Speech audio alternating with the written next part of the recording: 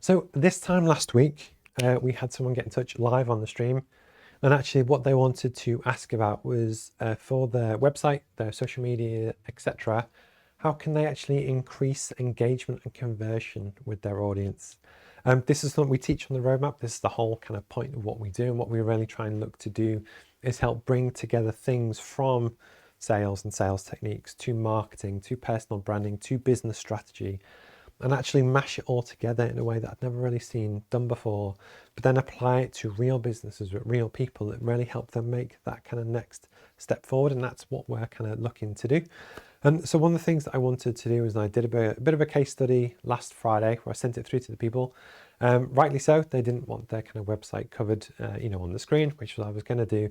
So I'm just going to talk about things that you should consider for your own business. Doesn't matter what it is; these are applicable to everyone.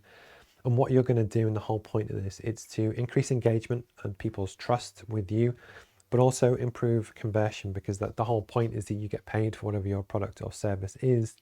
And there are things that you can do, and you'll be able to see that with my own stuff, and but the point is these are real things that you can implement today, which will genuinely help you bring in kind of more customers, that kind of thing. So the first one is social proof.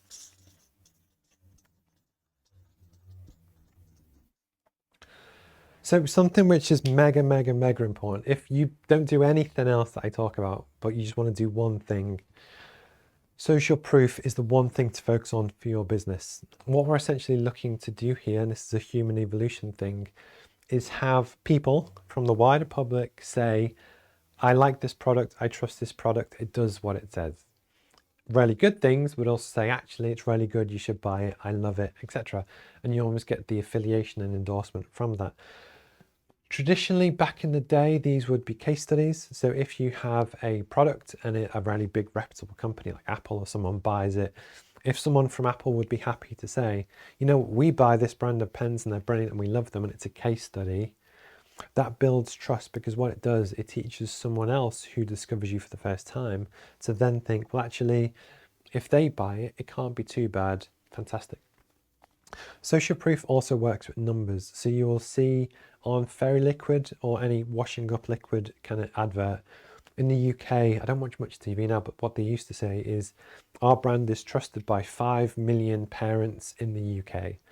And what they're looking to do there is use social proof, but it's a way to actually say, if 5 million people like this product, they trust it and they buy it, it's safe for you to buy, it will do what it says, because actually if it didn't do any of those things, people wouldn't buy it, if that makes sense. And it's that kind of thing of where social proof is super important. For a website, social media engagement is really important. Trustpilot is something I do quite a lot. So you have lots of different review sites. And what these are is sites that people can go on and leave a review on your business. I have a link to it on my current one, but I have a new website in development. And what we're looking to do is actually have a running scrolling ticker of all of the reviews that people have used the roadmap. And what you're looking to do is that where we're looking to have that on our website is that below the fold, so when you first click on roadmapmba.com, you'll see the main kind of key message and key screen. And what I want, the first thing when you scroll down, is the Trustpilot reviews. And touch some wood, we're on 42, I think, so far, and 40 of them are 5-star. I have one 4-star review and one 2-star review from a few years ago, but that's okay. But the point is, when people go on, it builds trust. But actually really looking at your social proof, testimonials, that kind of thing, it will genuinely do massive things for your conversion. The next is price. So price is a really funny one, and different businesses will choose different reasonings behind whether they show the price or not. Watch manufacturers such as kind of Rolex, different stores depending on where you go, some stores have the prices on and some don't. Some people do that, especially if it's a consultancy based or product where there's some variation in it. So what some people do is that they want a call to talk to you, qualify you as a buyer, understand your needs, sell you a bit on the dream, then tell you the price, because they're obviously trying to sell you a high product. One of the things that you really want to look at though is that when you're looking at sales for a business, every sales process, basically you're looking to qualify them. So actually, I would love to buy a Ferrari, but I can't really afford one. So it would waste a lot of the salesman's time if I go to the showroom 6 times, go for a test drive, play with it, whatever, and I'm someone that can never afford the kind of product. The reason why I would recommend that actually it's always worth having price on your website is that actually it will help qualify out buyers that just can't afford what you want or what you sell, if that makes sense. There are pros and cons to kind of doing this, but for me, it's the trust of actually, my mum always told me that if you can't see the price, it's too expensive. But it's so true that I think you're going to have a barrier that when there's no price, a large proportion of people will never get in touch because they will assume it's expensive when actually your product could be incredibly good value, but they don't know that, if that makes sense. So that's why I personally choose to always include your prices and your price list and your structure on your website, because it also builds trust. As where you probably wouldn't go into a restaurant with no prices because you would worry about going in, sitting down, and then actually then being given the menu. But actually by that point, it's quite difficult to walk out because you'd feel like an idiot, and then you don't want to be stung with a big bill. And that's just my personal view on it, but it's different people have different kind of takes on that kind of thing. Next is why you. So chances are, unless you have a very unique product, there's other people that they can buy from. Really important to sell the USPs about why you, what makes you special, what makes your course special or your experience kind of special. This is, I guess, in the small business, it's about the team. It's that kind of thing of why, if they want to work with you, why are you special? What's your background? So for me with the roadmap, as a management consultant, I work with companies all day, every day to help improve profitability, grow and turn them around and do their marketing. And again, with my own stuff that I am good at it, but you can see the proof in the kind of pudding. If I'd set up the exact same business, but I was fresh out of university, I had no real experience, it's not as strong a sell, and that's why it's really important for whatever you do to really kind of help sell the dream. And it could be that you are just really passionate about your product and you sell that kind of story, but the point is your sales message and your conversion and engagement will be weaker if you don't include it, if that kind of makes sense. There's also stuff in terms of how you communicate that, and video is a really good way to do that, because one of the things that you get with video is that you get to see the person that you're talking to. That hopefully helps them come across as a real person. It's not just an AI chatbot based in China or whichever. It's a real kind of business that you can trust. But then you also get a vibe on their body language, the tone of voice, if you like them or not, if you trust them. And you can't really communicate all of that stuff in written words. And there's lots of kind of science behind it, but actually the more you can put video and stuff out there in the world, and this is true on your socials, it'll be true on your live streams, it's true on your website, the more people get a feel for you, that there will be some people that watch the live stream and they hate me, but they at least know I'm going to show up each week and deliver what I say I'm going to deliver. They might not like me, but they might really value the trust and the course, that actually it's good, and therefore they're willing to do it. Much more so than someone that creates the same product, but there's no social proof, there's no video, there's no people authority kind of behind it. That's a much tougher sell, and that's something that I just wanted to kind of talk about it. Imagery of people is really important.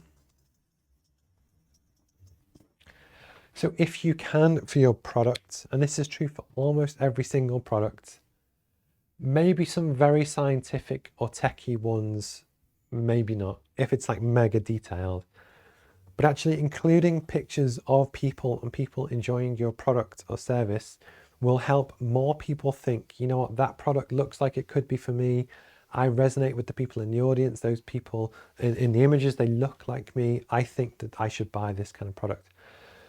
A website with none of that is a lot harder to sell. And what we're really trying to do is engage with the audience, that ideally you would show imagery of one or multiple people that look like and feel like and dress like your target audience, that it will help improve engagement and connection compared to a website which is just kind of all kind of text.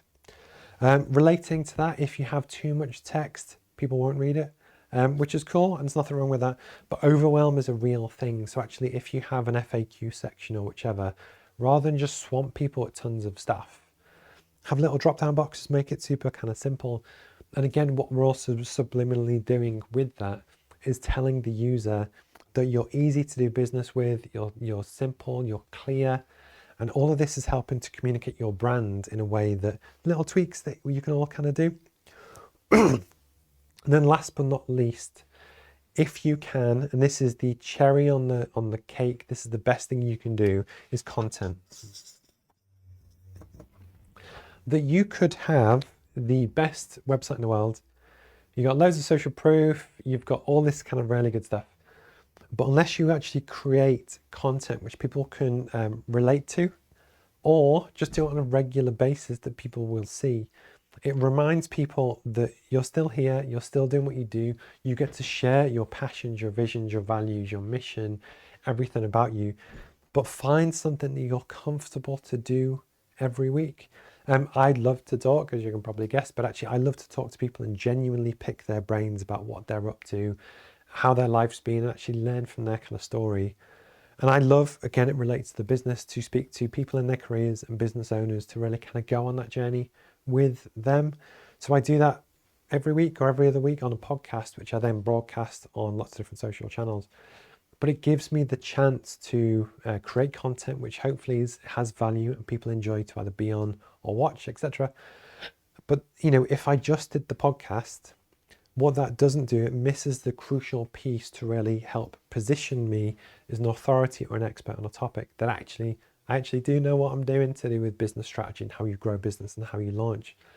So in addition to the podcast where I like to talk to people, where I try and make it all about the guest and the audience and the community, the Friday morning kind of live stream is actually how to demonstrate knowledge, talk about different kind of topics and that kind of thing, but also give value back to the audience. The reason why it's important to do both is that one is about the audience and your values and getting to know you a little bit on a personal kind of level. And this morning's talk and what I do on YouTube and that kind of thing is to actually help people think, you know what, he kind of does know what he talks about, because it's very easy for someone to record a one-off video which is mega rehearsed and gets edited up to make you look good on one topic. But to actually broadcast live every week on multiple topics is quite difficult to do. But I do it because I'm passionate about it. I love the concept. I love doing all this stuff, and it is what I want to kind of devote my life to. That again, you can't just tell other people what to do and not live out the theory yourself. So there's nothing I cover in the course or, you know, in anything that I kind of do that I don't genuinely live and breathe and do every day for myself and for my clients that I would kind of recommend to you as well.